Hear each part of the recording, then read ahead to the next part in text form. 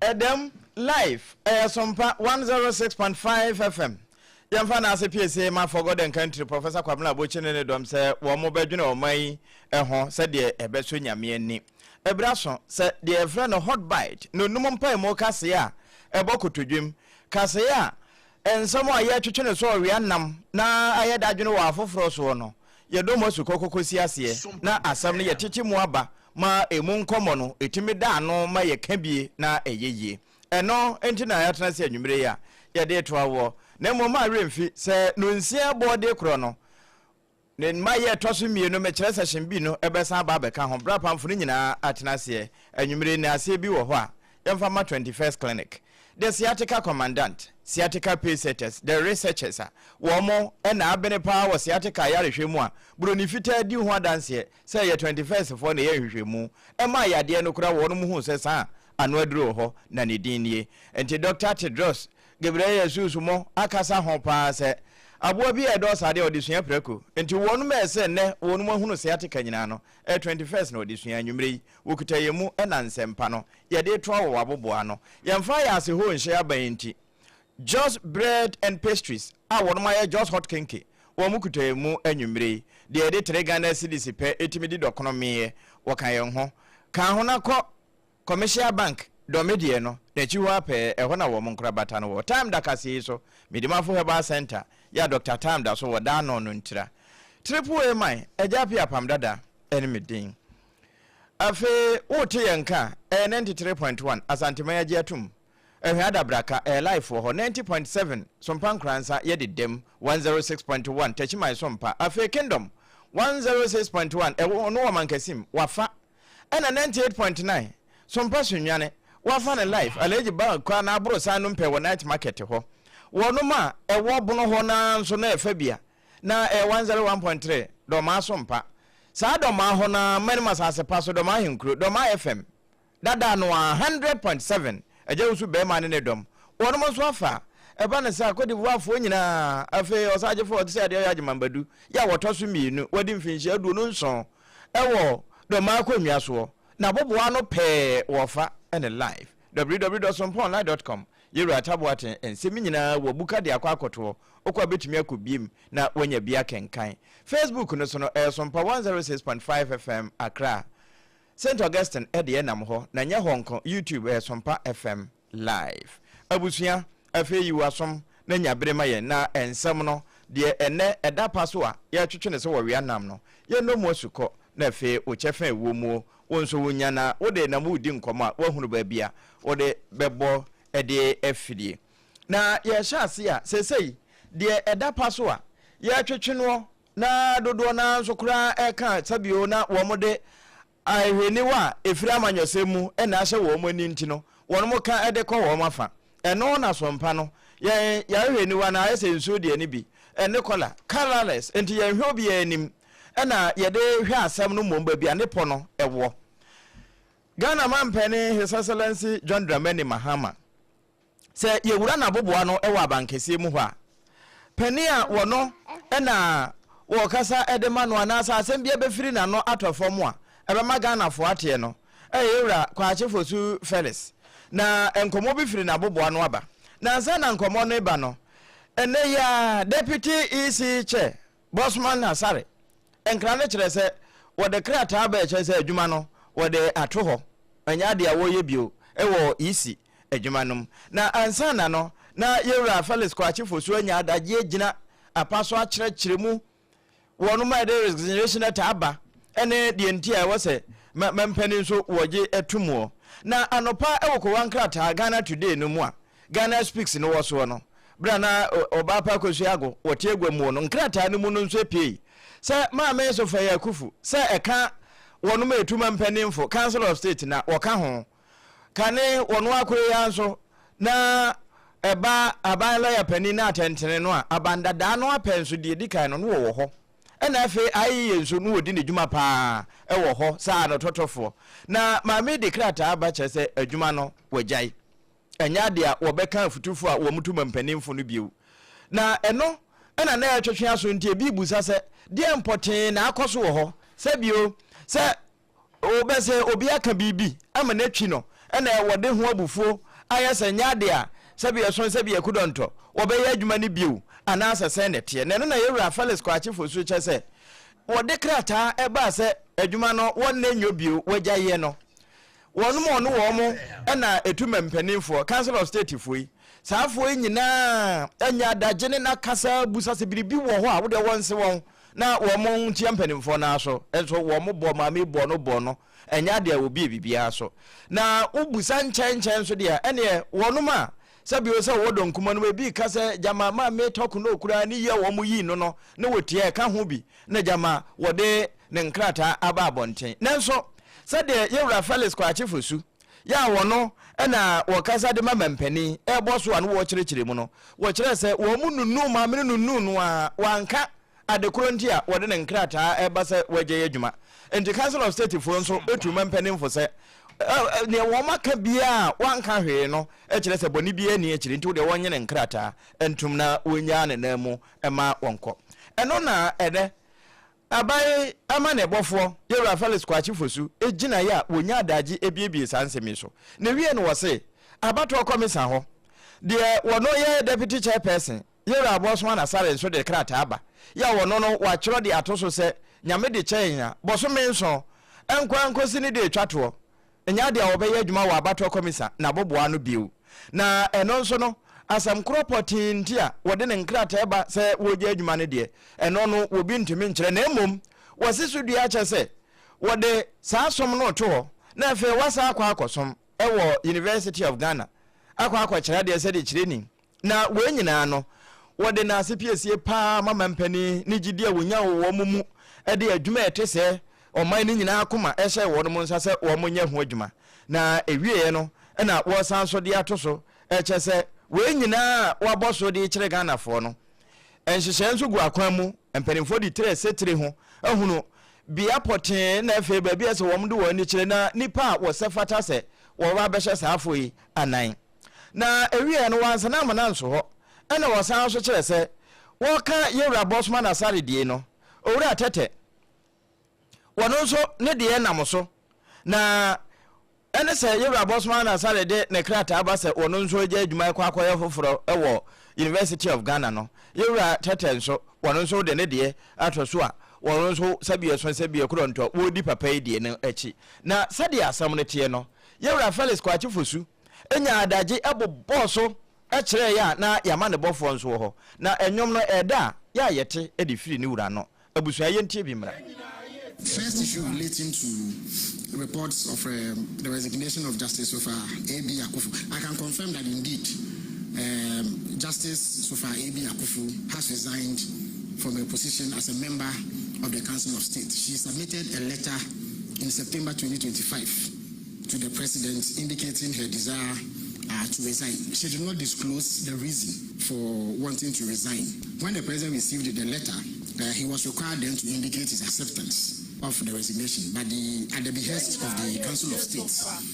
he had to hold on because they said they wanted to engage Justice Sofa Akufu to see if there was some grievance that she had that was informing the resignation and whether or not there was a way that it could be addressed. So they asked the President to hold on with the acceptance, but they got back and said that they had engaged, and as far as they were concerned,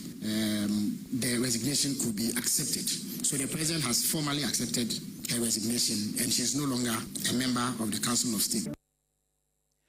Enti ensam no amebubo so e won krata na edam anim num no eno na yewura Felix Kwachifo su wa kire sade na ehonsam etie no a eno nso yetimo ede amawei ena aja wa kire mo se sade e mebo so kire wo no empanimfo na one wo mu nyina ene tuma mpanimfo no enya adaje ne kasa yetufo abusa no ne wom nanso enya de amaame no bowa e kire se bia ye esumasi ana wo benten na akasa tia me na biribisa yintira na wasansemi ho no ma yankwa homa no so ne ene wo benfo John wo sai bobie bo ahenka ne den ho wa bempa wa mamuomu enti wo governance aspect na yemusa se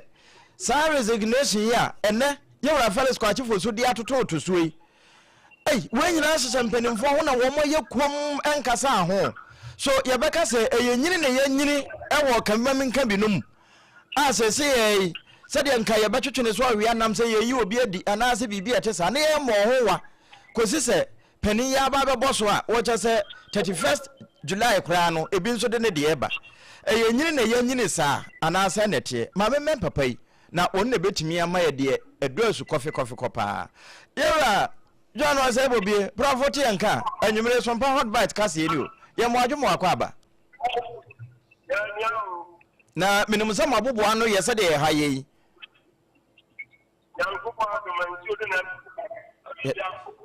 Yede who I say and so ni de ni shida na no gusu di shira yen. Ebro so an kofa asemba. Na miura enkra yansa can be enese Maame Sofia Kufu, Council of State member. Or the crat akose adwuma no wajai. Ade kropoten no empanimfo ntime nkyeremu yeso wa amoho wa. Eno achi yewra Bosman Asare nso.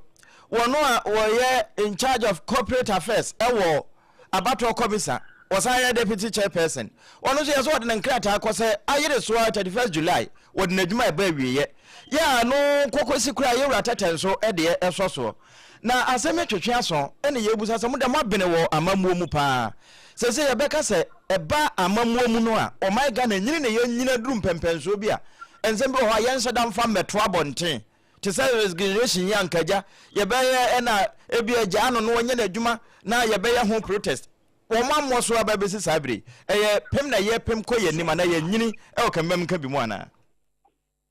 you know me that say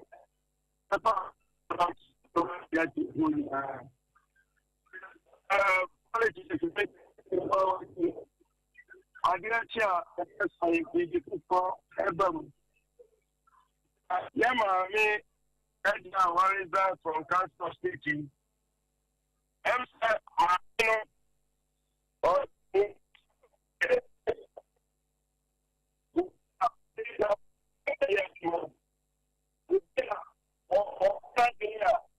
One chance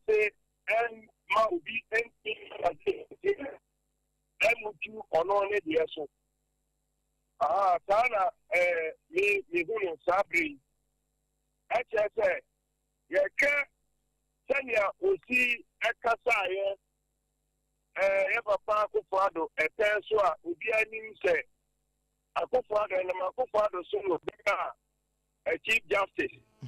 Now, so they pass Utimi, Eka, Najino. We did it as a and Hako. Now we Amaniaba in Yaya, Edia Dance, say. Chief Justice free MAAME or Council of State. Let us say your kind and fine judgment. And I'm saying I'm fine judgment. You look at the city.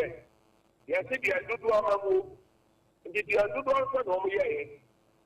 and you say, they have to be a no people. Now, and one me, I know some chimney. That can no word, yeah. The matter said, I know the answer to one and buy and I don't do. But so very resign to me say, and no more baby, the alcohol so beer. Now, James say, and fine Yajuma. And a very star and Yagia Baco pet. I have a minimum jeans or bacon also. I can't Majai Council of State Yajuma. Take BBSC, I'm a BBSC. And I'm also. AGYA so I take it out decision. And you be time on only the annual. Sana maybe who knows and no matter possible. About 10 and by a summer before. And the annual be beyond about on 10 every TBA. But Nanamu Turu Chami said, and no matter possible, what China Guinea. Young Fanajin Yajuma. Then ya idea about 20. And a man or change. Position no fear by appointment. Okay. And it's now, one, my minimum pension wardrobe. And two, position government as Council of State member. And no, Mount Sanya said you Obia Parliament and this habit my ADWOA na me electoral commission here. And the crowd here. You see, Bossman, I resign. The general retirement. Now, Bossman, Babylon also want to resign many years. Meanwhile, I think I up for see a many one. Any MAAME or down. And he said, and now, Bossman, I resign. After the point in the other men are being descent and commodian the apostle. And then announce on our papa and then a resignation at AGYA. Nebia, a room to a moon,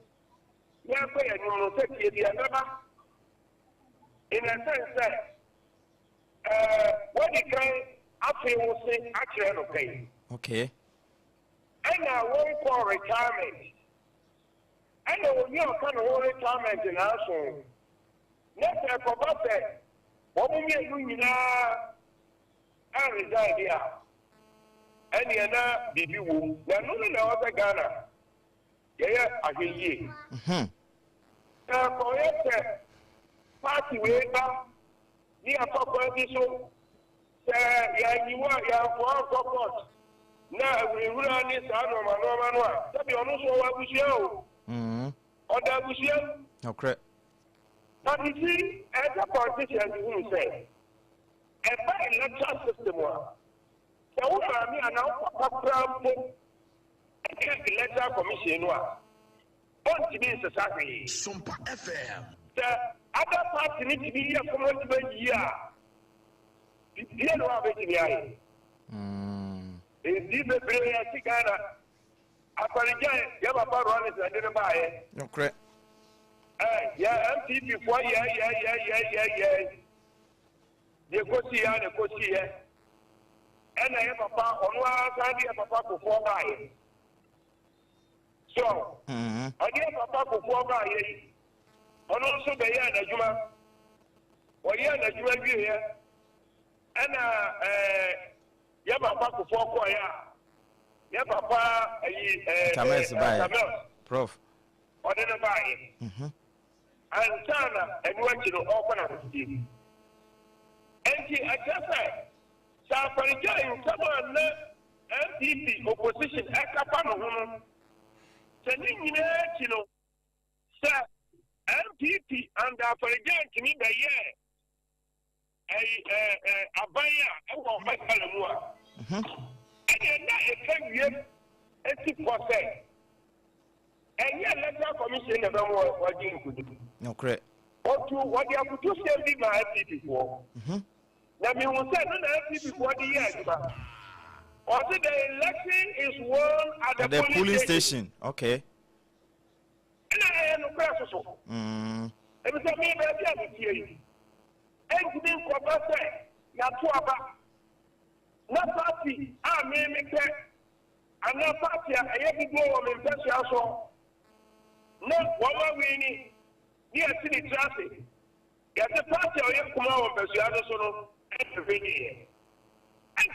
Intimacy. Okay. And you bet, someone cannot say, what part of your ground? And a train. Obama, you know, say, I want you close to call APPIAH. We a new crowd day, I will go so. And you will know my the work from the American. What vigilance? About what you and you open a baby out. A black and white. And you open you any other day. And you church our bone. And tell people don't win election now. Who church our bone? No. Under the current electoral commission, MAAME Day. No, correct. MAAME Day, I go by second term. MAAME Day, and I did your mama, your papa, your mama by. No, correct. All because of a fellow passing year or one. So, no, correct. I think you have a 4 annual. I think you have a 1 year. I know winning. No, correct. But the other way I can't say, and this is what we have. Majesta. So, I teach woman di gu omo tekere ma so di kasa kira Ghana for. And one more winning. And the year letter commission who didn't have a winning election in Ghana. And to me, they are actually the son of APIAH. I think that you have a papa. Okay, can mean some market standard that's how you know what you would have. And I told you, I will come down here. Started the program. Bumper who also did program. And I bet you also really okay. And the electoral commission for you are one year. And this is for about and I'm going to get a judgment. Okay. And then the crowd about Dada. Maybe I'm going to go to the time and Dada. But I don't know what kind of show. And listen to politicians, almost Qatar, almost Chomo. Okay. Halfway. Maybe our opposition party. Where I see. Robert say I didn't know. So be a campaign to the okay. What do your homework here? Ghana for any down. Ghana for him here for the ever. South Munya, say Munya. And now Ghana need him. And you are a bomber this year. And when you are born in it. No correct. Ghana need to study and you are not there. We just want to keep the decision 2028. And on the political party, there are some when you call you a no bread echo. Okay. So no 2022, I mean, your way. Now we go school. We are 7. Madame Captain.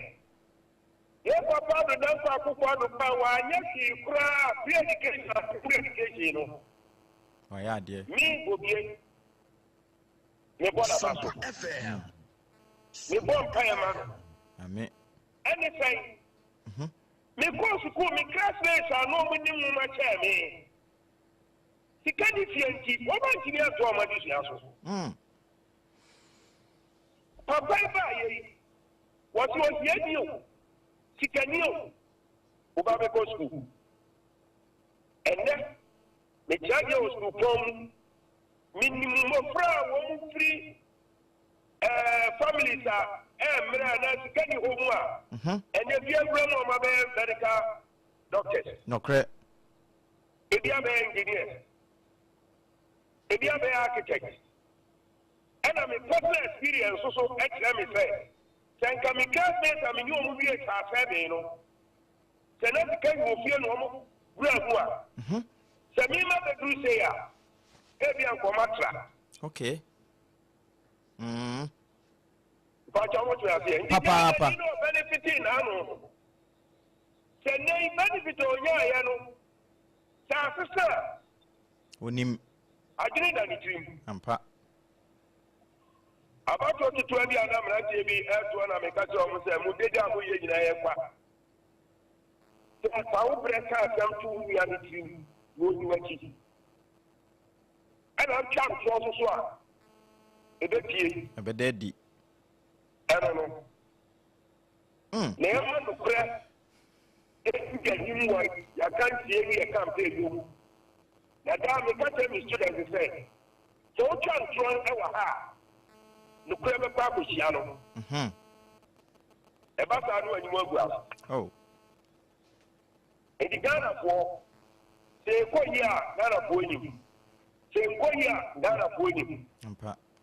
Yeah, judges. Prof. Mo.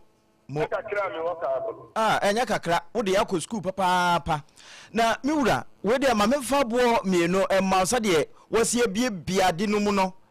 Lecture mpa na wo lecture ya nwumre. Sade ye ya ma me so fire, wa mmoso. Afe mehwe yewura bossman asare nso a. Se nya se ene yewura Felix Kwachifo so ka asemi a. Anka ehye wo mu hudi obeka se eyesa out of secrecy no ya wo mo eka ne ntina bibi ete se ne ya wo mu ntiboa ho na ye hwede e kwaso enso a e ba ya manyo sem no a so ye gina ye de meka se ye papa si edun katia nko bie na no anke kansem a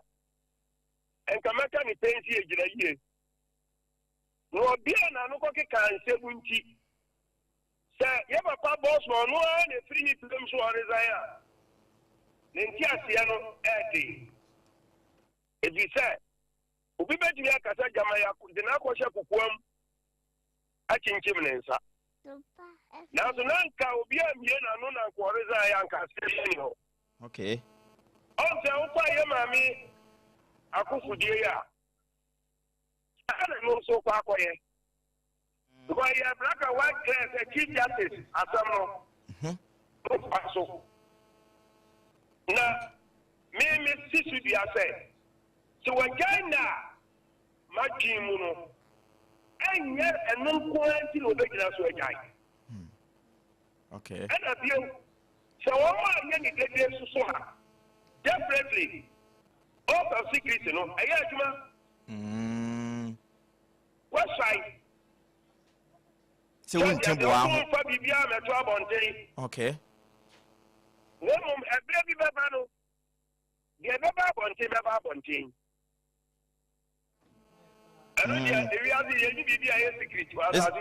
esan so kan tangu amnam kurepie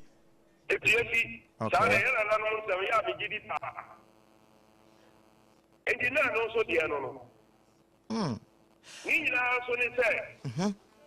so so ya di no kurepie be ya adwuma okay na no kia di no kurepie ya adwuma o man ga na be ko ni se bi ka se bi a kyerɛw say the omambra ye adwuma enko omai mu asofo bi o ha wasanki achi omagum sa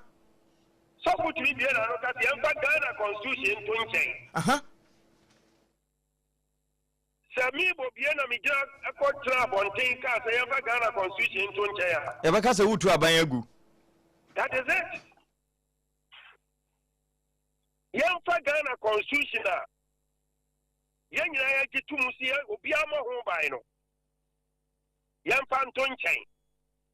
nientie odifo bi nkom hye nienfa rani Ghana na sebi nipa abrantie bi kokasa na no yesi akoche no na de na ehu eche obi o si efa Ghana constitution to nchen SOMPA ya na no ma bi ya reho na ma nipa bi enya adwimpo bi wo mu tim na no so na ese kasa che Ghana for say ya hwe anim kwankro yi wow prof enwumre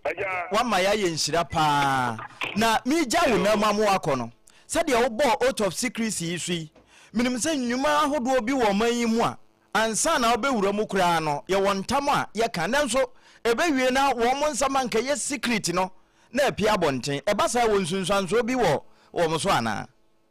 ye Ghana ha ye nyaatwom a ye koso no ye nche nipa so e woni normal wa ye ho amfa ho so no wa ba mu ana wa fra ba mu the only problem why the essence of oath of secrecy the nipa dia ye ncha so when you meto bontia a criminal I don't give you a moment. I be a so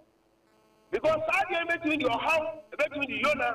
Abomanu. And until you have a full, they respect you. Okay. And until a bossman, they respect you. Because they are proving, say, woman in day, no minimum. Okay. Wow.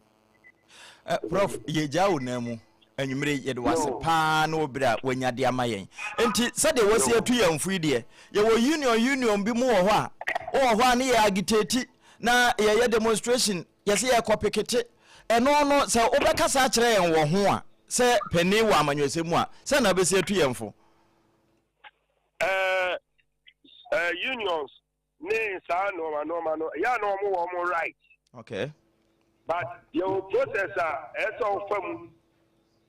na watimi adda ufa wudi ana sa utumi awo sa wode ekasano adi nipa no timi fa the relevant process mu ekokusi no kana semwa obi ntimi ntine kwa say o kabi mami nka bibre okay nemom so am famra kwa so no ya sa no ma na dia let's o man Ghana ena wodi emra no edi agro enti institution won say obeka say obi timi go strike na labor commission for aba I send a strike no in Imrem enam kwa so enti ese ujai no ma jai enti media strike dia wi fi mu a enyeye nemum e was certain bia ya say afa the due process na edi abre yina Prof anyumre me na wasepa na obra wonyama yen nsa de betwetwe yaso a yente ho ase bia nso no ye bo punu mu abehini yen yo me da se nipa yen ne kasa ye eyo obenfo John was Bobie Boahen we governance expert na ene enkomo no de ahunta ya ne kano aye kana wode yakọ ho suku abiebie nani ama ye hunu de esabio wobi dwene woni tirimu kura no de wo susu na mom eba se ya na ase no yemfa ma just bread and pastries wo na aye just hot cake onom se yemfa ya se ho nhye aben nanso mekobi ne yenko no kwa se usika swa ya na wasem swa nanso just wo de usika swa kura onya biribidi ente kan ho fa 3 Ghana cedis na kokenkan fa bra na kwache wonnam si ho na mfaso no wadi ne pay for pa time de ka se boy so midimafo heba center ya Dr. Time da so da no wona de time ato ye so na wono na de time to yade so ma yade yira kura minim yade etewo so ka ho poku ase mayira eho na yade yira anase bo akwa agogo asantemamu ya gogo yade na pon password ni nyina ema untimi nyini enti ana wa hye no nso sa wokuta ye monwumre na hot bite no ye be chi no hot ede amawo nanso nya de wonu mu ewro na wonim biribi yesa aboa bia do sade odisua preko no kore aboa so no preko no osua no ansan wo ye kese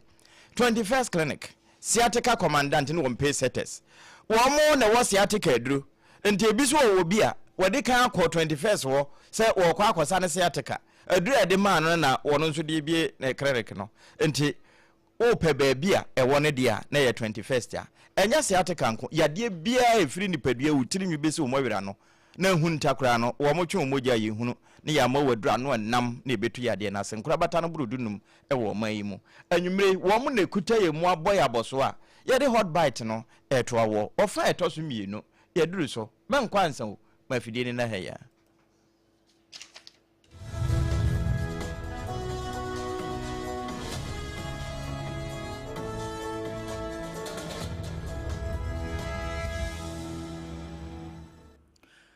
Abusia hot bite kase bono ento aso na yede esomuno na yeshase ewo asante mantemu dwomtirani ma New Patriotic Party NPP amanyuku no ora Bernard Ntwibu asia kwa dodo no afre no chairman wuntumi abeto dwase opanyini no abokane ebua kwa South Masebedwani ya wosan eyemranimu ni Yewura Samuel Atachia se wono na emra meye lead council enfama no ewo akonta mining case a eda emra no animu na sa appointment ya beto dwa nyina eba ya na eyamanebo a yebo mo ewo awia premtobre kase ebo no emu se lawyer and the APPIAH kubi ware draw every chairman wuntumi ne mining case no a eda court no wo kire se wo hye ekwan ne niema huduo bi pressure bi a court no pese wo mo de etu ni tiri so efa sa court nsensem no ho ano wo hyedodo enti ehu behia se wo betwe ne ho asi nchen kakra na eba ye no high court ne kire se sa application na lawyer ede beto wo manim no wo mogye tumu a enyeye enti court no dismiss sa application ne se we no akwakwa se abrewaduane a wode wonsa akwakotum ese mudi ada mudi tu ase enti wontimi ntwe ne ho saa akwa nemum ensam no beto odwa no yenim nkrata foforo bi san free chairman wontumi aso ya baye a wo kire mu se baby ade na duru ni de wo hye na wo consider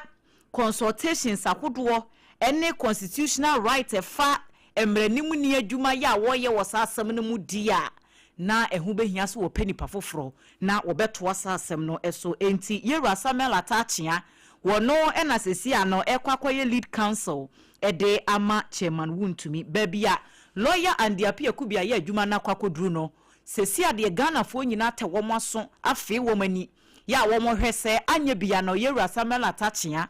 adwuma a lawyer and the APPIAH kubia ye no wobetimi aba beto so ayama nkunimdi akwa ama chema wuntumi sanse se de niomasi fe kono de nkrofo kiremu se anhwa na chairman na ne ho akwakoche no enti we no akwakoye enkomodidi ahudo bebra wo hye amanyofo no nkiremu a wo mode ba ne mranimfo no so nkiremu a wo mode ba ne dia so modi kan ba be kase so obi kase wako plea bargain kura eno nchese nipa na admit se wo ye guilty enti no emre ne nkrabia ne bekire ye makwan ne ye mabre na ye nhwe baabi asasem no so ebekwa akosi ye ni edi akire bibi foforo bia efiri mu ba ye de ho sem ebesomatifo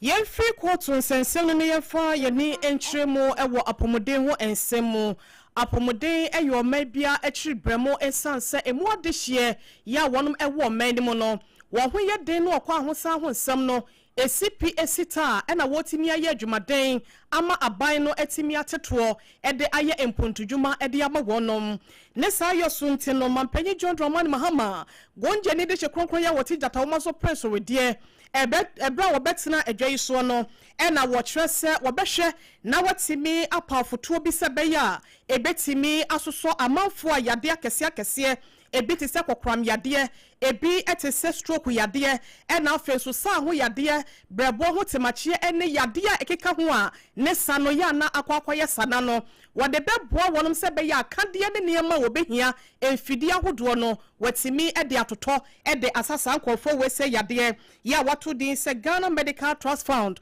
dodo na efrane se Mahama Cares na empanyifo aka to wo yes leadership by example na se akwa we no bedwane a na odehye wandi kan ewo akwanimu ne sa yosunte no wone eye na bedi akire MAAME Jane ena afenso no political appointees ahodo ya omo mampanya tena ye won makeka wo munsa se kyerese wansene ni hwekura no wo prapra ne sem eye 6.1 million Ghana cedis ena won magye wo mo de kwa akwoboa foto no se be ya mafo de bibeba beka ho ama botaye no etimi akọ na o kyese we mampanyin na bedi akire busumi nsia won maketua no ena wode baaye ena eye political appointees ne so no wo bia de na busumi ba akwa ketua ena wode source afei panyifo ahodo ye ka se wo mo nkire wo asset ene ma ahodo ye wo wansa na won ba ban mu a wo manye no sika bi ne ka bi ebo wonom no ehu sika no so no wode ka ho ani nyina no ekodru we ye nkobra na oye wono so edi domo ani mu a wonom edi cheki ma mpanyimfo Mahama Cares wo mu da no no ensemu a wode tu dwa no sei ena na sitie 6,102,703 pesos from us to the Ghana Medical Trust Fund for ailing Ghanaians access to health care.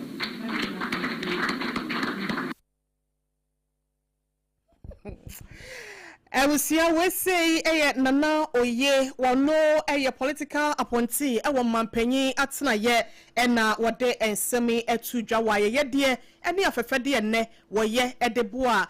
Ghana Medical Trust Fund ya watu din se Mahama Cares no ene ye firi ho a mampani aboboa no a na yegina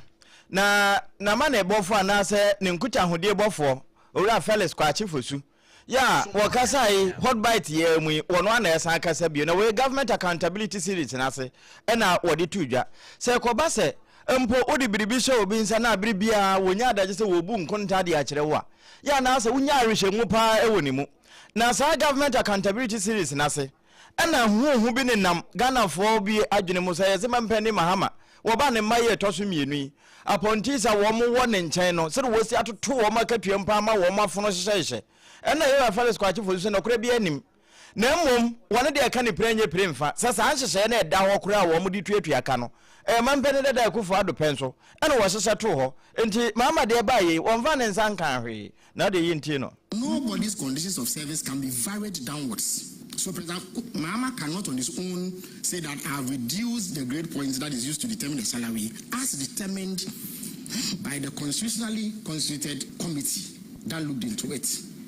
It is when President Mahama sets up a committee to look into the emoluments that the committee may make these recommendations. President Mahama has said that he doesn't believe that he should set up a committee, and that as part of the constitution review process, and indeed over this weekend, Cabinet held an extensive sitting on Friday, Saturday, Sunday. Yewa Felix Kwachi Fosu ana sadia katuyasem na Ghana fo bi ka no wo mudidi nkomo na wo mani aba na afa no nso wo mo bo ho pa satonfo ne dade ba bi hia no no eno na we ano yi wo ensemfo for emuno government spokesperson Yewa Felix Kwachi Fosu ne nsem odi tu dwa yi ade ba ko a wo kan ye ewo enhyiamudie no ase no efa aban big push project no ho na mo be kaye a 4th estate for any media foundation for koye enhwehwemu bi ban wo de betu dwa se wo hye contract ahodo ya yede ama akwan contract ya yede ama dodo no ano na eye so senti ye ma ho kwan emma ebi anyumaku ahodo ani ese anyumaku du se anyumaku edunsia ene ba betena na obi e ba be compete se de be ya de osefata yede adwuma ne be ma no a yan se de nhunu bi e wo sa big push contract no mo bo ho a obo se ya bo company wedding ana ya bo construction firm wedding say woman ye di project ne ama woman na chese bidding bia nkoso emma akansie bia nso enkoso na eno na enhwehwemu no beto odwa no atena yen di kan be defend ye sasansam no a woman ka no enye no kure nemom woman nya de sa amane na beto abonten ne nko de hu behia se won beye woman hwehwemu na womo ahunu de atwemu ankasa nti wo kire se contract ahodo beye apem ahanan aduanan baako 1444 road contracts ena ye de ma ye ewo sa aban na penso a Ghana Highway Authority for Department of Urban Roads no mo de wo mu bi Department of Feeder Roads na wo mo so de wo sa 1441 road contracts no na sa department wo bia wo de sa contracts ni bi enko wiase no wo mahunu se 1301 contracts ya ejina mu ha mu chichemu aduokron achiripo aduonu enwotwe 90.28% de na eyade se enye so sin it is enhwehwemu no anasa sa allegations no a 4th estate for baba ye no wo munyina so wo mu ne say because contract no ye 1441 na emu 1301 eye competitive bidding na chese de aka no kra no eye kuma bi ene edi ma so sin enti ede na sankrofo ne pache enti we defend sa na mo no aban ni tu ye no ne kwaso a eno no Yewa Felix Kwachi Ofusu. Now, the first item relates to the details of the Big Push projects. Now, the title of the 4th estate publication was The Sole Source Factory, which was a reference to the Ministry of Roads and Highways. This description immediately conveys the impression that the predominant mode of contracting at the Ministry of Roads and Highways was through single-sourced contracts. It was imperative, therefore, that this be investigated to ascertain its veracity. Now, after a careful assessment of all the facts backed by documents, out of a total of 1,441 projects, 1,301 were awarded through open or competitive tendering. So 1,301.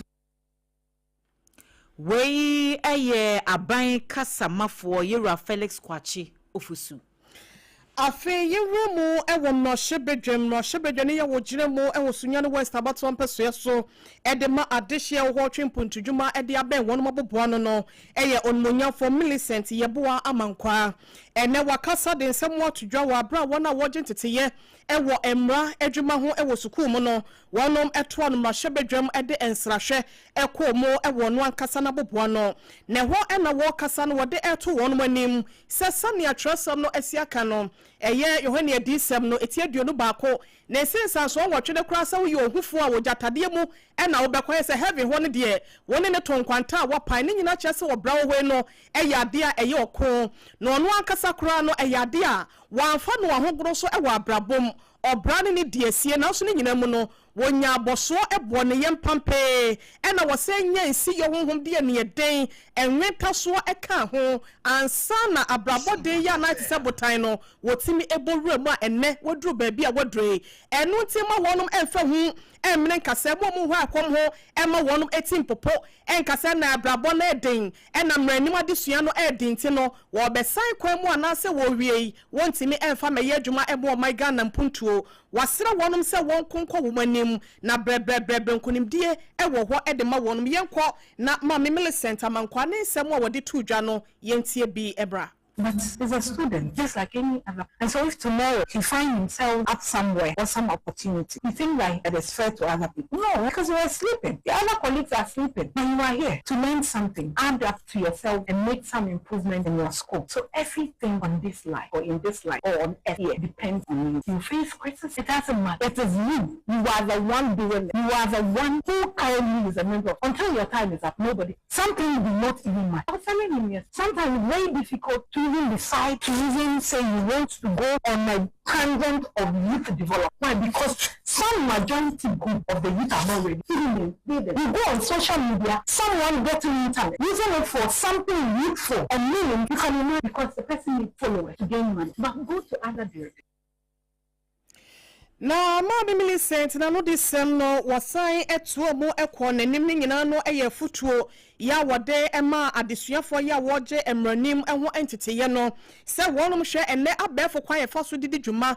internet ya da bia won phones enne laptops ahodo tablet ekita wonum no eya na wode ehwehwe niema eho ehia emfa faso de bia emne wonum abrabo no wo chese wonum enane no wonum enyina kwa na momu hwe se betimi ede yedie bi ene abrabon kankro bi ede aba ewo emfaso de kwan so. Go to other countries and find out what they use. Topical issues that are being raised on the floor of parliament. You will never hear some good section of group discussing. Then you would know that it's something that would come and benefit. Come out with solutions, ideas. If I'm left with 1 month to make change in my constituency, inshallah, you do it. But I just want to use that to motivate you. When my senior, in age and in school, he was talking about failing in some of the subjects. Me, I got pregnant when I was at university. I won my election, SRC election with my pregnancy. And so on. So sometimes, it's good to motivate women. But I feel that you yourself, you are motivation to your own self. You get it, you yourself, you know what you're going through. Sometimes, yes, you need somebody to motivate. But to what extent?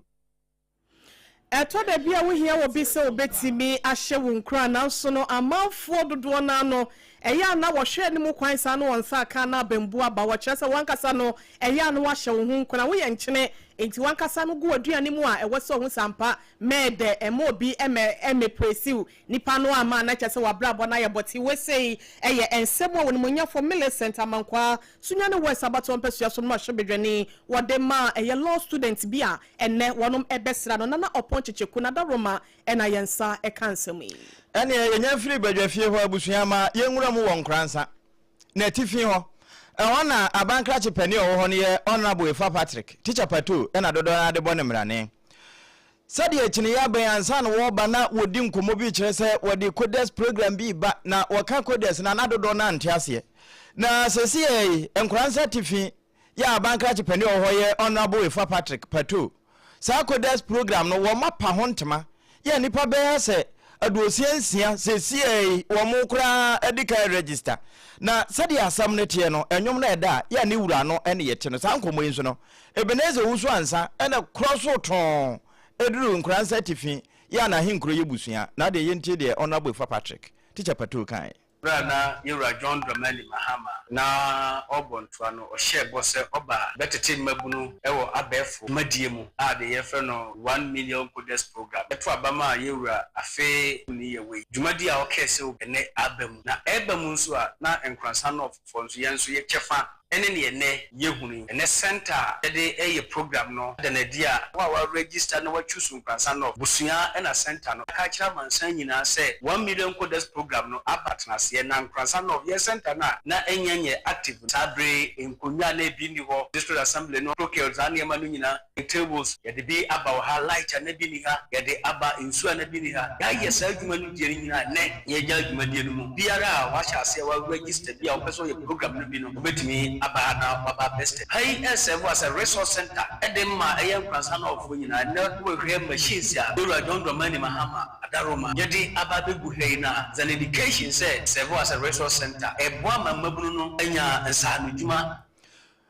ene a wotie ni mfoni a wo hwe no wona ya aban krache pani ewo enkransa na tifi ya ahenkro no yebusua ona abo efa Patrick e friend teacher Pato wono ene kasa yi na honorable Eric Amoako wo ya assemblyman ewo busua ahenkro ho wono aso na yemrante hene wono nso amanansi wo de bi so so sei jumadi anti se na ya be bia no se ne be ya anti no betima nyere anya jumadi ni bia ye on be nya so mfaso BBC ni de twem na de current bia ko global way internet ne na bia nya so mfaso tie ne se enam aban so enam MP ADC so na se jumadi kese anti se be bia se ne be ya mabulu no nya suade afri ICT ne ne ma so a ene true mobile phone ne ada telecommunication nti ICT no dodo na ani gye anti bra ye nya se sa kwanya we ba in fact aye dodo na ni gye ne was jumadi kesisi aba aye nuanu mu a omuntimi wura sa ICT ni IT ombetime nya kwanya na ombesua na ye ma na omu school no so penya ati neidi a aye opia kora no sua no mobile phone so no ada yi na center na ba die gidi ese ebebo community enya community ni nko a kwanza no ofu nyina ba bibiara obia wo ho akwanya ene a wotie eye honorable Eric Amoako wono na ye assembly member ewo busua wono anso ye mrante hene na saase mi no ebenezo wo so ansa na kroso yi di drone na wokofa asem no eribai Abusia SOMPA 106.5 FM Accra so enie hot bite kasie bona drone aba media yemfa bi mfiri nkuranza ho na yemfa wo enko asante mantam no emu kwankyerefo ya woda National Service Authority ano eye ora Emmanuel Regan Finn na wode ato dwase aban ba ye no na National Service adwumayefo a wo mo aye adwuma ya aban dada ede wo mo ka no anye bi kura ne bebo so menso de ne yentwi a wo mo ka nanso wo mo aban ba wo matima yenhyehya ma ye ka sei bosome no makomaku enum sika de yetua ede amomo aka beye bosome mienu de ene no kura no wo ni mpanifo edi nkomo se de beye wo betimi ahye na eka no wo yi ede afiri ho wo de nsem we nyina etudwa wabra NDC amanyokuo no eye teen ede dwumadie ehyehyɛ so ewo kwame nkroma suapon no emu saa dwumadie no ase wo mu wieye no ena yama ne boni ba wabedu etwe ne si nkyɛn ebisa ne nsem ahodo bi fa National Service fo wo mo outstanding arrears bia aban ne entua ye na sei ena ora fin edituja you are there to solve challenges. One of the challenges I know facing payment allowance to service personnel. Previous administration inherited 5 months arrest. Those 5 months arrest, you about also a 20 years and a member start to a blessing. So what National Service has done, and some of the challenges administrative. APPIAH in free National Service Authority. APPIAH for Sika and the National Service. National Service is in the International Service Management on the board. Only ASARE senior mayor, so allowance a mayor, answer ever more overdraft. The more overdraft allowance in the now answer for action. And the whole year, answer down 25 Ghana service from your service allowance. Senior mayor, so allowance a billionaire a mayor, answer to me, I'm overdraft, able to be the also. Enwachi enwode tu dwa ya we ni ye futu a wode mateshari adusuafo no dodo no wase ya womo provide womo details e de yakọ institutions ananwumeku ahodo emu a womo hwese womo do womo Ghana card ene beye sa applications no ena afen so niema bi e fa ho sie bisa wo age a bo real age ne hye ho ye bisa wo nationality abo enye sa wo ye bema ye sex no akotro female. Well, say no, not woman problems. Our National Service postings are good one so. Ain't ya dear be a hardjin and no so say and wakano. The lifetime from the school administration, no matter what to say, ratify their information. The only sort documents are National Service they use or Ghana card. If you make sure your information on a Ghana card tallies with the information with the school. For most of you, I name, if you have me, ɛyɛ mmiɛnsa ɛwɔ ne school information so ɔba ne Ghana card so a mmienu ɛna ɛwɔ so in that case the national service ɛnku nti sɛ ɛyɛ mmienu na ɛwɔ Ghana card so ɛsɛ sɛ school no nso ɛnya mmienu sɛ ɛyɛ mmiɛnsa na school no ato mmienu a na school no ratify anaasɛ wowɔ other things to do to ratify the name you do it before the school submits their name onto national service portal.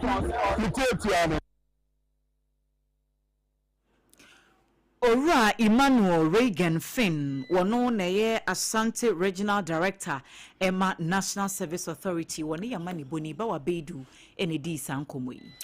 Afi yemoshi na yefra Asante Mantamo enfe ninchemo ewo Western North Mantam nimo na wonkro batai ene sehwe so ye kase ya humesua kwantrefo ya wono ewo ho eye Owura Samuel Tewia nipa wade nsamo atodwa echese humesua we no eye wo mabia dachi ya efe no ne fapem kese pa eno no Elisa ayoso ntine se Ghana mpanyimfo pese o my Ghana senom no yetimi hihye no ema ye dachi no etimi gina ne naso na ye fre na amanse nyina epubehwe ye dia na ebre no awiedu se wonom omani ene wonom akoma nyina da ekọ omayi ye nwomesua eho na wo kire se wese na yakusi bodom se wo sadam so mesa na ekoyie nyo ba akofo enanana ene abrewa be no sonso aya na emian pepi na so no ba akofo we no enchire dan for ba konsa entimi enkata twedi ampo basa ya dom no naninte no wakoto ede asre ankrenkre esonfe kuo mo mpanyimfo ne akandifo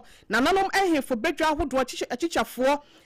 koko ahodo ya enhye abase ene wona waka biewom ewo momasuam nyina se wonya wafam de emfamo asebe ya ye betimi apagya enwomasua ewo memu ne titiru ewo afawo no sebe ya bibia betimi akoye ede ama wona woje entiteye ene on my Ghana nyina yenko na yentie Owura Samuel Tewia ensembi embra Mafutu ame wane se enwomasua anase education delivery no enye ba akofo adwuma eye omanmu no ene ankrankra ne nipa kuo nyina ya sede se wose yeboa de me pese me kan se broni free bibi se wose education delivery can be likened to a role play obia wona sede wo maba wona sede masua mpanifo wo asede achechefo wo asede awofo wo asede omanmu traditional leaders wo asede obia wona asede sie nyina ye kambom ne awia ene beboa ma afi wo masua no asipi na asita na dim timafutu ne madesrede ne se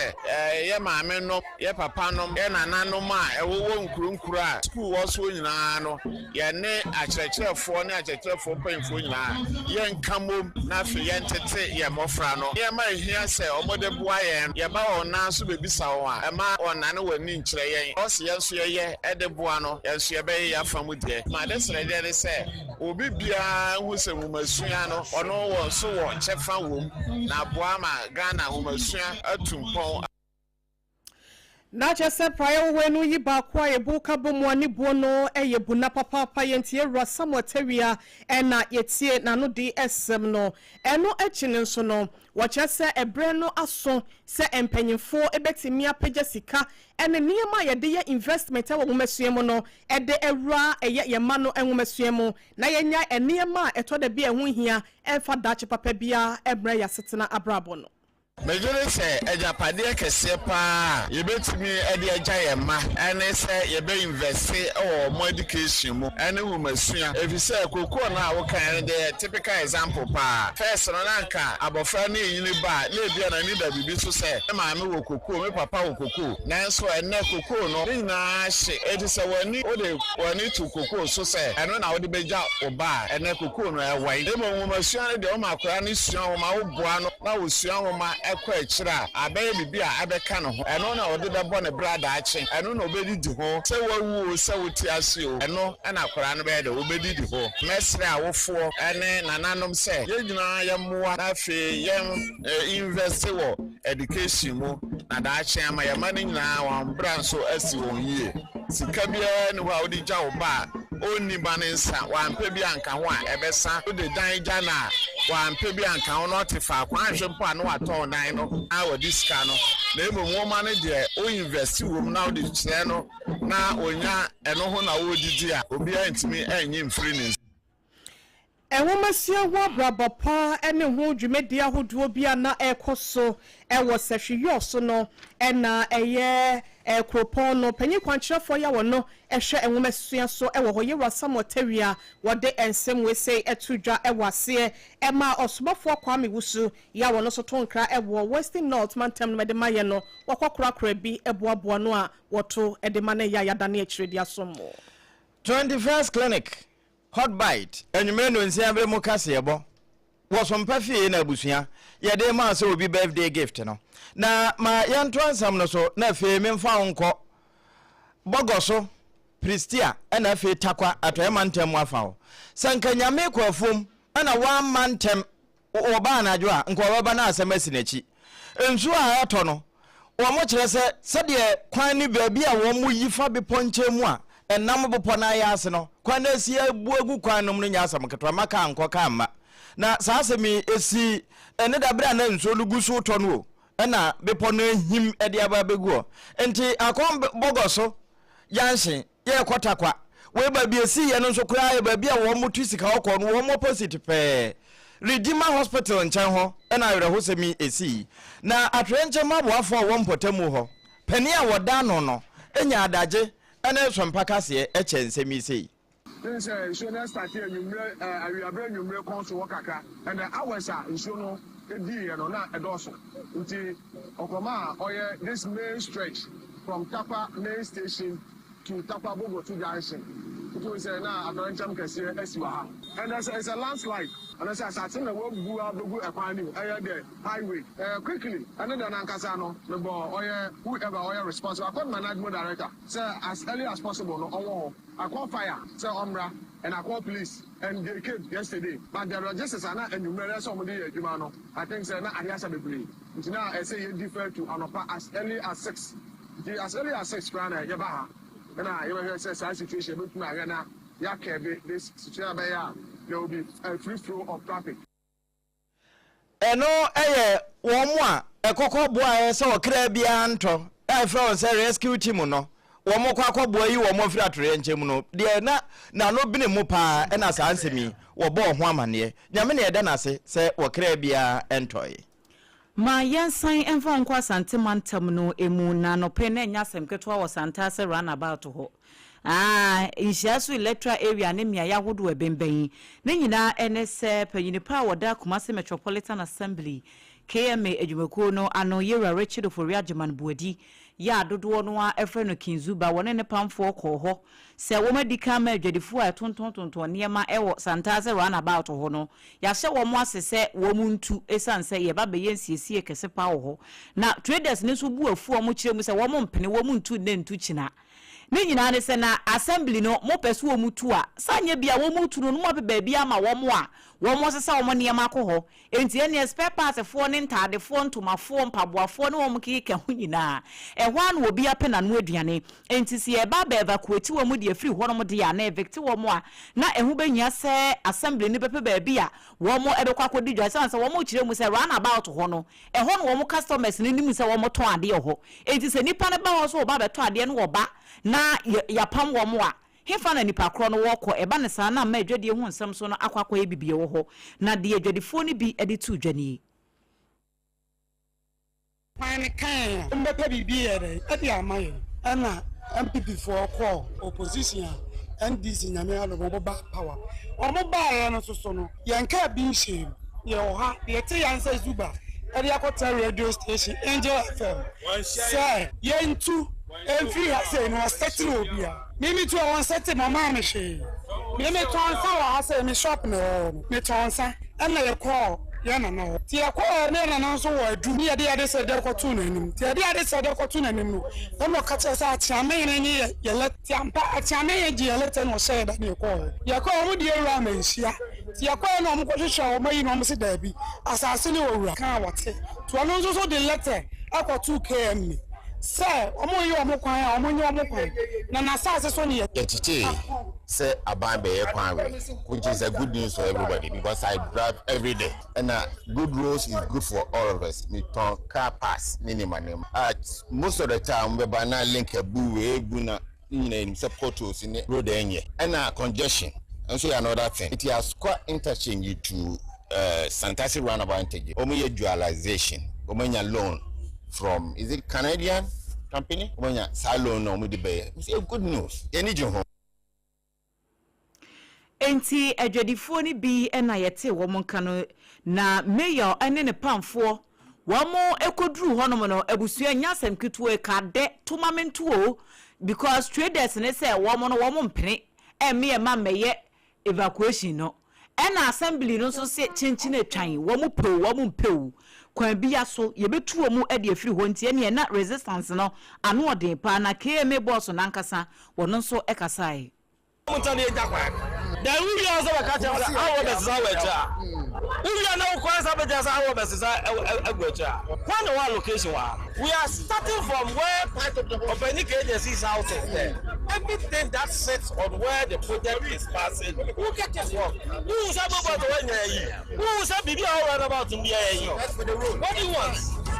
They say if anybody has title to any land here, let the person bring it. If you don't have title to any land, forget it. You can go to court if you're not comfortable with what we are doing. Go to court. If you own the land and you have title to it, when you go to court, the court will give you the remedies you are seeking for. Otherwise, this is the city authority. We manage this, and we are saying that at this point in time, we are relocating all containers here. We are not sending them to somewhere that they can't have anywhere to do their trade. We are giving them a place. We are giving them a place at Kasha Garden. Take your containers there. So go and get what is livable for you. Don't come and tell it. That does not give you the right for you to disorganize the city. You're not giving it.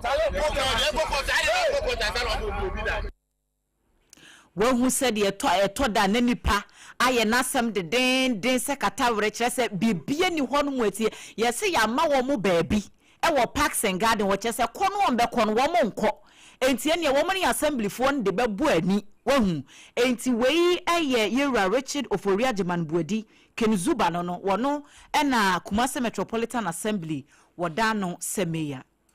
yeda suejremu ewo Asante Mantem Kropon Kumase mu na wodwani echiremu ewo miankasa mikro mesre so eputuoja empotemo wa brono bi wo hwa ye frani se oti eho ena Kumase bola ahodo ne nyina no wonom so a wonom edikogu ho esanse ewo ena mfidi ahodo no epanyefo asoa ede akogu a wonom ede dane west no anase bola no ani na wonom atwi eye tricycle bi abobo yafo wonom sesansa bola no wonom akire se wi nyameso mpafiri wa honidie ena ya na ewo ho empanyefo se ye ne ehuni na obi prapa ne fie emontin so edwom ema ehote wan na se wo mukosesa bola no na wode ko otilan fields no so a wo kire se mfidie bi enho atechima ne nti no wonom enya kwan efa bola ne nkontem so ete se de ya wonom aye no nti no obi akwa akofa bola obehu no na egu ni hyemu saa na ade acheso na ade asasa wo kire se wei eya ade a eha wonom nti no wa kire won se ede egu empanyimfo so na yenko tie enne wabra na wonom so eti wo ho egu emonten so wo kire se demonstration wo ye ede etia empanyimfo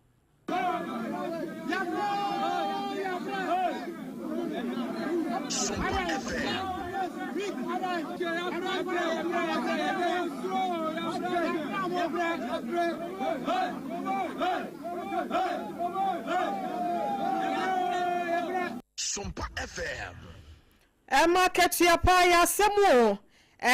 otilan fees ubetimi asafa eye kase na wowremu ewo Kuwait ekwan no so na wakwa akowremu ewo oti landfill site wo na wachese ne pani kwhwe kase ene Kuwait kwan no bola kankoa ema kankan eku amafo ya wonum etwem wo ho na wachese wonum so papa so ba ho maso no enye na num odani ye mu nta wo bo ama honidi akoso na mpanyimfo mu nya mu ne emaye na bola emetu hwia wonum isanse wo mu na ezesa de a enya de a wonum beti ase sente ne wo twe won se ede ekire mpanyimfo ye ne di nsem ye chi se mpanyimfo ebehwe no watimi asomo ede anu ye pa abasebe ye nyina da ebetimi aboaye atemu da nyansi o sade ya tworo no ka se wo mu a ebekọ saa wogya no mu no wo mo de esu ni sutware na betena ho no sutware no asantema mu wo no meto nkwadu nso tware wanse pa de gumpanimfo so na wo mo nsaba wo mo kan se we de ba bi ade na duru no atrapo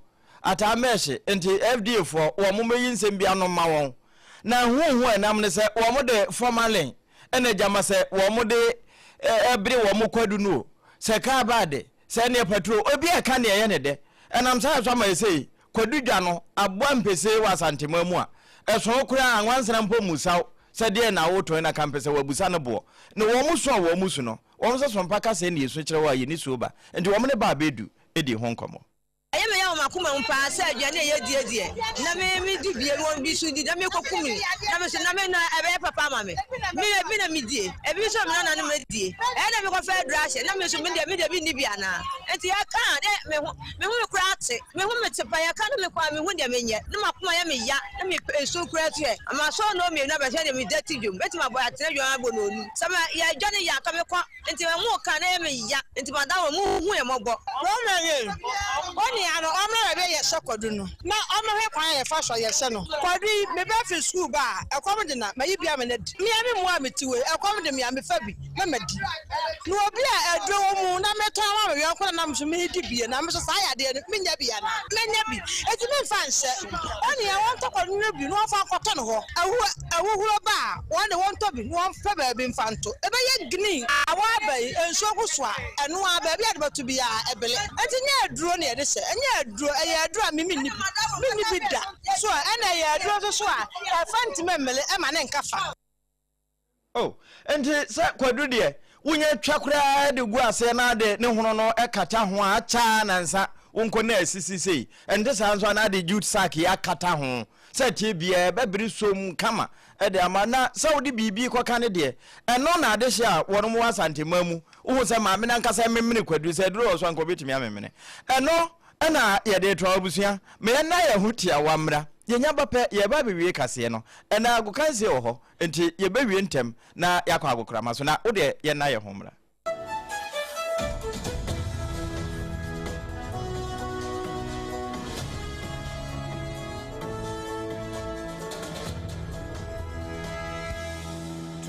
clinic a sciatica expert sciatica no o nerves na wo to ase na fa wo siremu na fa wo nansia besi ase ho no se ho techema eno ene ye fa ne sciatica na etimi bubu o to ase ka wo se dwe wo siremu wo je ho ba bi a enye na no na 21st clinic ba ye adwuma pa wo mu ye ntia basobo ma je ne wo Ghana ha ene amono ne enya asem ketua wo mu je international awards ahodo wo mu je local awards ahodo na anu nso na wo mu bie the only sciatica research and treatment center in Africa bibrim ha no ebi ni ba bi a je 21st clinic nkwa wo mu de bibiduro ene be san o yare no masa de machine aka ho eya yare sabia yare bia wutimi de ko ne mama ade ba ko a wo ma gidi wo mu pa no eye sciatica ena stroke nso de kwa diabetes ne hypertension ne ade Ghana ha ba bia wo mu ho enkran ha se ye wo Tantra Hill runabout se wo fi enkran eba ye wo wonsa ni fa so wo fra masaman so na eba nso a wonsa bonkum so e ho na wo behu ye 0540 311 311 0540 311 311 There's a 21st clinic. Still, woman is sciatica expert.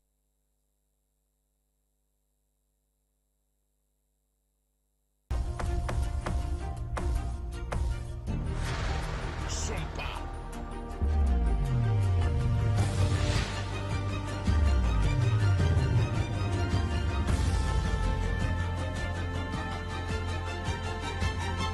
SOMPA TV, Emma Aketiapa. Emma Ketuapa ampa ebusia ye toa kase no so na yakowie ewo amanone na ye ko UK man emu British Prime Minister Kestama na wabo amane se enkoda ya womu edi mfihie dunsia ba fom na chese age 16 and under womu nyina no ye ba bebane womu se nyade a wombetime yusu social media platforms ahodo nyame ya doma 2027 ena sanhye no ebesha se ne nyina kan hye ahodo aban ne digu akwan mu se de be ya wombetime abo emaiwa ne titru afei emrante kwa afei na womu efro so ne betime abo ho ban edi every online niam ahodo a enkoye na sa major platforms ya ye kan wasem de di mu ntintima pa ye TikTok enti TikTok hono wunya ni 16 years a enya de se ubetimi akohono ya bane ho Instagram ka ho Facebook Snapchat YouTube ena fe X anadia kaneni e fe no Twitter no wo mo se ni nyina e ka ho ebi na e televised address bi TV so ena yewura customer e de sansem no ekoto dwa na wo kire mu se wo mo atena se adwene ho ahu se ban no eno ne beboa papa sanse wo ba mana ne ho asese se de nkrofo nam social media so ne niema a wo mo de ye no entwe ye ketekete se wo be hu akoda ketwa na wote TikTok so te X eti social media so na ne ensema kese niema kese yiyi ne ho no wo mo toeke chese maame fo ne kasa kura wo mu ntie enti wo mu de wo mu se social media ye de sua de ye niema bebre ebi nso na efa so a wo mo de sei enti wo mba be regulate no undi 16 years a enya de se wo betimi akwakọ use social media no ebia we ni ba ye na ya de ampanifo dodo no ane titru ni awofo no wo mo abo aban na ba so se we no de o ebeboa pa ena se bia brochi memu so de ya de ebe ya adwuma account no kura wo bia emie na nkampese wo kwakọ di atro se we di 18 years wa bra we di 16 years enti ehun sem ene abo ne tofa ye de amamwa ye kwa anim no ye hye se mpanifo betimi aye san hye ne se Australia fo nso ye bi na nsem ntemu a ene se UK fo nso de wo mo de eto amunyi enti ebia we no eba be ye ade bia ne ye wura Sam George no mu tie a ene ne keka ho na ebia na Ghana ha ye bi ba ne yetimi ye regulations kese bia na ye system no se be permit nko ade a ebia no so ebetimi abo no so ne yegina na ensema hodo ye de beso mo se hot bite kasebo ene ne nto aso no ye de nyina esi ede amamo 21st clinic sciatica expert womo ena ede yen ba Jaws bread and pastries ya wo makofa Jaws hot kinky aba wom su krai mu na femidima for herbal center Dr. Time da so ede yen ba SOMPA 106.5 FM Accra ye ne ya affiliate ahodo SOMPA Kumase Takwatakra de Tichima Nsunya Nkranza Doma 100.7 FB Kingdom 106.1 ewo mfimfim mantem wom so FB Facebook YouTube bebia oti yen ka www.sompaonline.com ko hono a ya church nsem no dodo no a obetimi akọ no akọ kenka bi commentary ewo ho enti no hyese obekoso amu afidie no adaha na bibia timi akọ nka ye no ma ye de kasebo no ebrem no midin ede AGYA ASARE mene Ohene MAAME APPIAH YEBOAH ASIAMAH bronya abrewatia na afi triple man APPIAH APAM DADAA Masawu da obantema one wona makani nyina yeda wo mase Facebook so wo manya yemu na wonom etimi eta yachi abribia yeda wonom nyina ase